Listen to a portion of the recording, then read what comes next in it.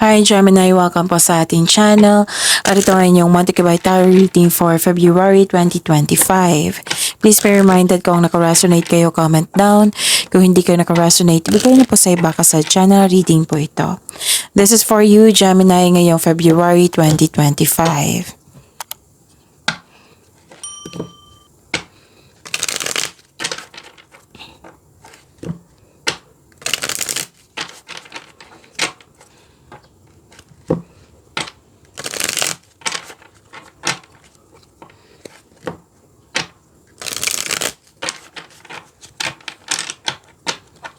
Para po ito sa inyo Gemini ngayong February 2025 po.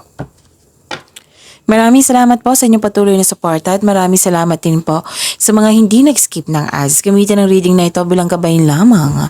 Sa mga hindi pa nag-subscribe, subscribe na po kayo at click bell notification para malaman nyo na may bago tayong video. Para sa mga gusto magpa-reading po, may lumabas dyan sa screen nyo ngayon. Panoorin nyo po at sundin ng instruction. Spirits Guide, mga ganap po ngayong February 2025 para po kay Gemini. I need 3 cards po.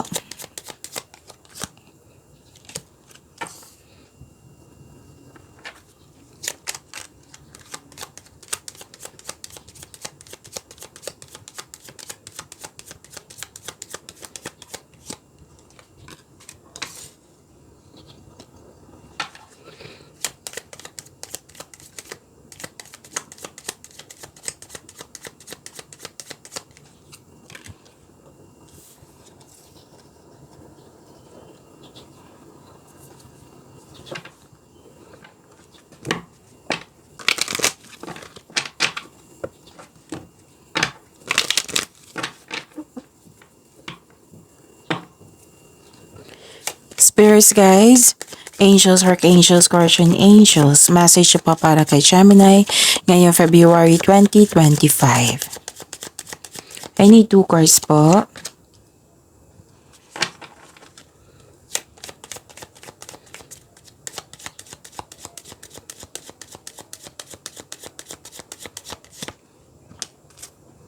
Okay.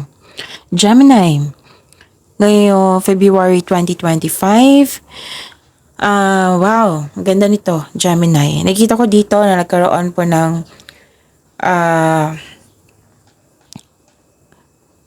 nakatanggap kayo ng blessings. Yes, lalo na't maraming ideas. That is a blessing also. Na binigyan mo ng aksyon. At nakita ko dito yung fame and awards, recognition. Maraming nagbigay ng compliments sa iyo. Okay? At nakita ko dito yung personal development niyo po. Parang nagsaliksik kayo dito, Gemini. Para may malamang katotohanan, learnings. Pwede din. Nakikita ko rin dito, nagkaroon po ng personal development. Yes, personal development and hope and healing. Lahat ng signs gusto niyan, Gemini, hope and healing. So, claim niyo po, Gemini. And nagkaroon ng prosperity. So, claim niyo, Gemini, ang ganda. Sabi ko sa inyo, ang ganda. Prosperity, may parating na malaking pera. Pwede din ang opportunity na parating na makapagbigay sa inyo malaking pera. Na nakita ko dito yung maraming transaksyon, cash flow. Yes, yan yung nakikita ko. So, claim nyo to. Gemini, ang ganda. Tapos may biglaang pagbabago po. A sudden change. Biglaang pagbabago. Pwede sa sitwasyon, pwede sa bagong, yung nag-change of mind, pwede din na, anong tawag dito? Biglaang pagbabago yung trato ng isang tao. Pwede ganon. So, this is a sudden change, biglaang pagbabago po. And nakita ko dito may concern kayo sa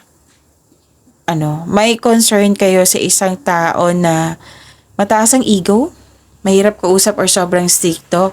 At nakita ko rin dito, pwedeng plano pa ito, pwedeng mangyayari pa lang ngayong buwan ng Pebrero, na may nasikaso kayo sa malaking building. Tapos nakikita ko dito na gusto mong magpahinga, gusto mong yung alone time tapos para mag-isip. Kasi nakikita ko ditong isolation. Kung magkakaroon ng isolation, yung mapag-isa kayo, tapos mare-energize kayo niyan. Makapag-isip ka na mabuti, makapagpahinga, at makapag-re-energize. Okay? Tapos, sabi po ni Archangel Raphael dito, okay, at eat a healthful diet. Sabi po niya, at saka mag-exercise po daw kayo for optimal health. Sabi po yan ni Archangel Raphael. So, take care of your health, your body, and breathe. Kailangan ng pahinga. Si Archangel Raphael pa rin to. Take care of your health, Gemini. Sabi ni Archangel Raphael dito, take several deep breaths and exhale slowly to awaken your energy and to release old patterns. Pag-release ng ng old patterns, yung paulit-ulit na lang pangyayari, yung mga nangyari sa nakaraan na naiisip mo pa rin. So, you have to release it. Pahinga din to eh. Oo. Sabi yan ni Archangel Raphael dalawang message po dito. Take care of your health, mag-eat kayo ng healthful diet, and optimal, and exercise regularly for optimal health. At ito, kailangan ng i-release mo na yung mga nakaraan, yung paulit-ulit na lang, tapos, yun. Kailangan din ng tamang pahinga. Okay? Spirits guide, ano po yung energy ni Gemini ngayong February 2025?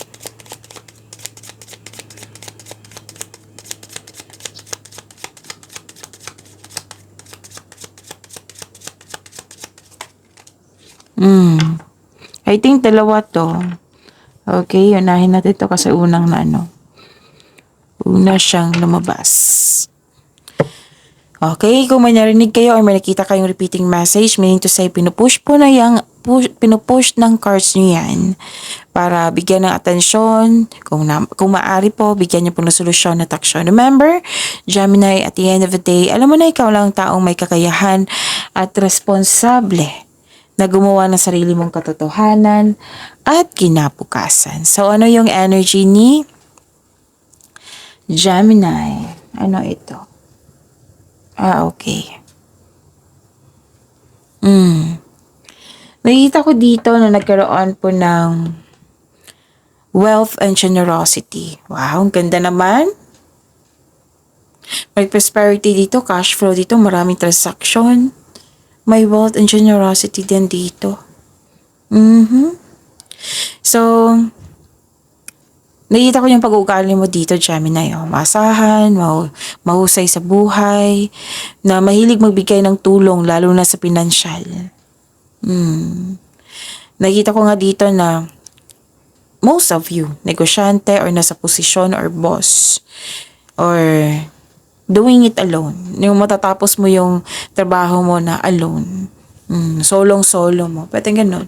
So, yun, financial stability andito po. So, claim nyo po to Gemini. Huwag nyo kalimutan i-claim itong financial stability.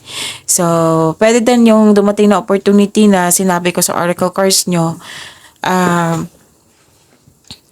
Pwedeng, leadership role. Okay? Okay.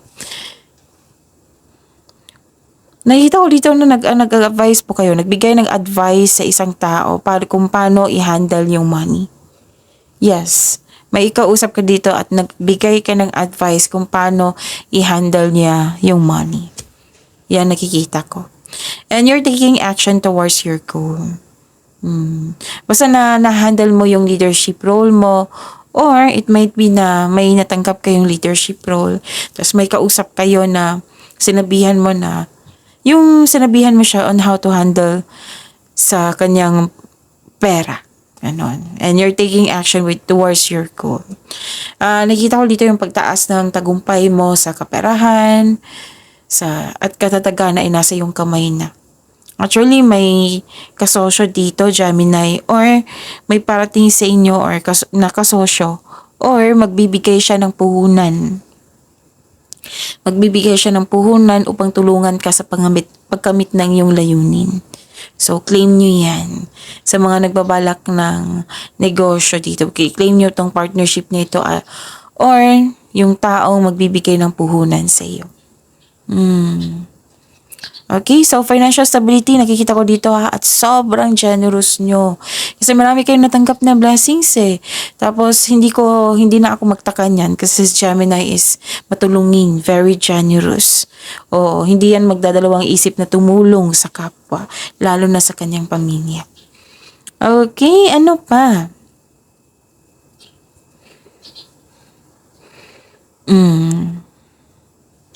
Okay, so believe in yourself. Kung may nawala, kung may, let's say, na-miss na opportunity, move forward, magtiwala po na, na this card asks you to believe in yourself. Mag-isip kayo ng positivity. Yung sabi ko sa inyo parati na, yung affirmation, yung positivity affirmation yung, I am love, I am healthy, I am blessed, I am successful, I am safe, and so on. Yan yung i-attract mo. I-recite nyo. Tinuturo ko na yan sa ibang signs din. Oo, kung mapahinaan kayo ng loob. Okay? Tapos, higit sa lahat, kung mapahinaan kayo ng loob, isuko nyo kay God yung worries nyo. Okay? At hingi kayo ng divine assistance. Basta, believe in yourself. Think positive. Yan lang yung sinabi ng card nyo dito. Na huwag nyo hayaan na mag-attract ng negativity kahit hindi mo yan sinasadya. Basta, positive affirmation ay kailangan dito. Think positive. Okay? Tapos, magtiwala sa kung ano ang darating. Kahit na hindi ka komportable sa pagbabago na ito kasi may sudden change siya, bigla ang pagbabago. Magtiwala sa kung ano ang darating. So, magtiwala kasi sabi ng card dito, have faith in your dreams, have faith in your, trust yourself and listen to your intuition and have faith sa universe. Kasi nakita ko, ang sabi ng card niyo po dito, makukuha mo ang kailangan mo. Basta think positive. Move forward and think positive. Siyempre, moving forward is taking in action eh. Dalawang card na po nagsabi niyan dito. So, focus on mind healing instead of suffering. So, this is healing ha. Nag-clarify siya dito sa oracle cards nyo o sa tarot cards nyo. So, my hope and healing. Okay? So, yun. Tandaan nyo yung mga reminder ng cards nyo. Moving on. Move on. Spirits guide, possible blessings na ma-receive ni Gemini ngayong February 2025.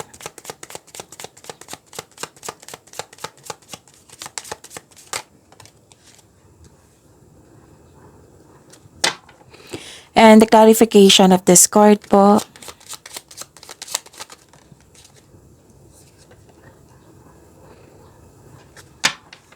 Okay. So, expect kayo na magiging busy kayo. Meaning to say, busy is a blessings. Diba? Kasi magbibigay sa iyo ng chances yan to have a personal development. Okay? Na mas mag-level up kayo. Basta maraming gawain. Marami kayong matutunan yan. Magkakaroon yan ng chances. So, expect kayo na magiging busy kayo ngayon. And that is the blessings. Busy at maraming ideas, which is nag-clarify siya dito sa cards nyo. Okay, sa oracle cards nyo, sa tarot cards nyo. So, yun.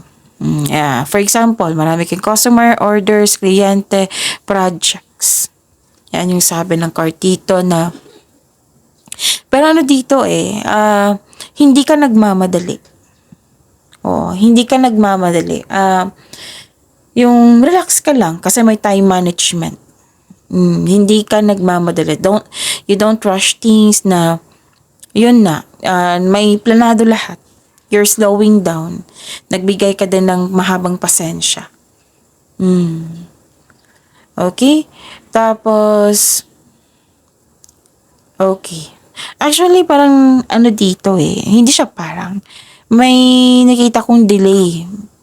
Pwedeng delay sa paggawa ng desisyon, delay sa paggawa ng action kasi nagkaroon ng hesitation, delay sa paggawa ng desisyon kasi may tutol, pwedeng delay sa hinihintay mo. Pero nagbigay ka ng pasensya.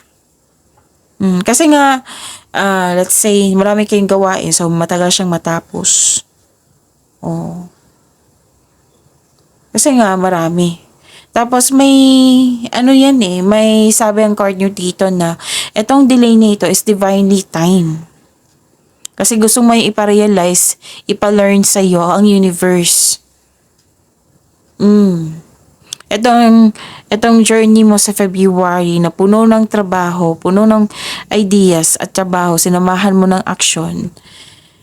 Sabi ng card nyo dito, kahit may delay, they are divinely timed to highlight an important realization.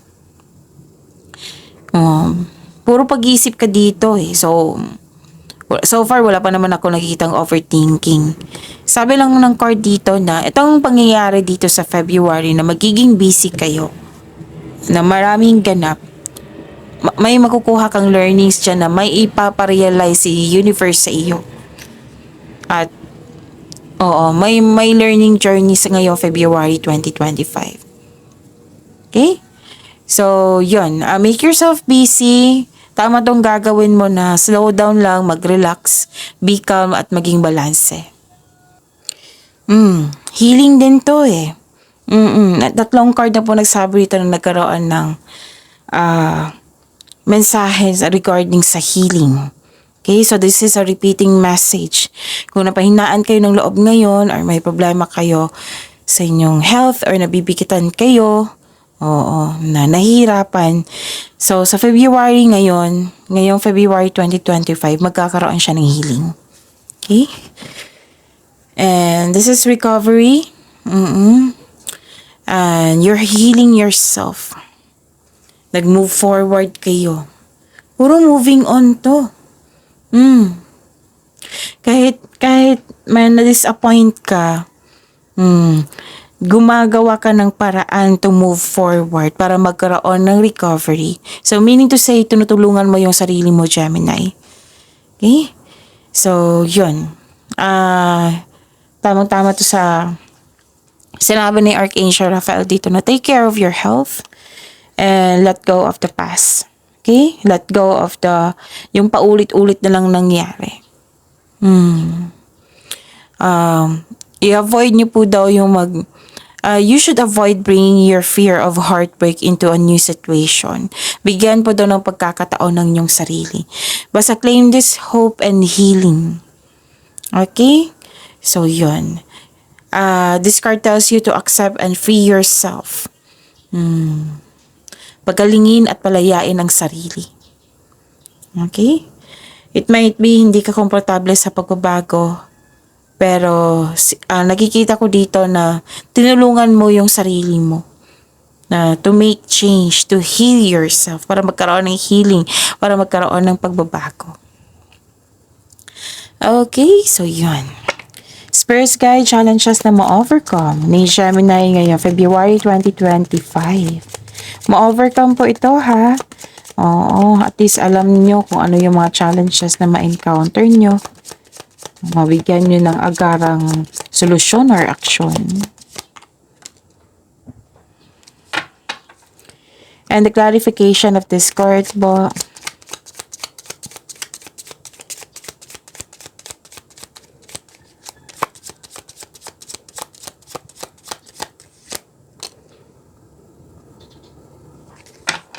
Okay.